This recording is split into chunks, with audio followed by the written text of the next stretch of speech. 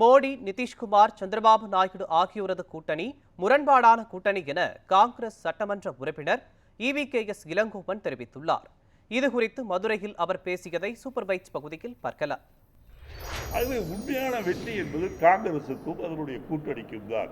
தமிழகத்தை பொறுத்தவரையில் 39 இடங்களிலும் இன்று நாம் ஜெயித்திருக்கின்றோம் என்று சொன்னால் அது கண்டிப்பாக முதலமைச்சர் ஸ்டாலின் அவர்களுடைய பாப்புலாரிட்டிக்கும் அவரோட உழைப்புக்கும் கிடைத்த வெற்றி தான்.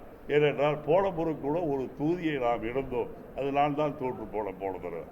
ஆகவே இந்த தடவை பாண்டிச்சேரியும் சேர்த்து 40க்கும் 40, அதுவும் குறிப்பாக எங்களுடைய முன்னாள் IAS அதிகாரி செந்தில் அவர்கள் 5 லட்சம் வாக்குகள் வித்தியாசத்தில் வெற்றி பெற்றிருக்கின்றார் என்று சொன்னால் தமிழகத்தில் எவ்வளவு பெரிய வெற்றிக்கு கண்டிப்பாக தமிழக முதலமைச்சர் MK ஸ்டாலின் அவர்கள்தான் காரணம். நாயுடு அவர்களும் நிதிஷ் அவர்களும் காம்ப்ரமைஸை செய்து கொள்ள முடியாது. இப்படி செய்தால் அவர்களுடைய மாநிலத்தில் பெற்றிருக்கின்ற இந்த வெற்றி என்பது மிக விரைவில் காணாமல் போய்விடும். அதை உணர்ந்தவர்கள் தான் 2 பேரும். ஏனென்றால் 2 பேருக்கும் என்ன என்றால் அரசியல் அனுபவம் அதிகம் உண்டு. அதை விட பேரம் பேசுகின்ற திறமை 2 பேரும் அதிகம் உண்டு.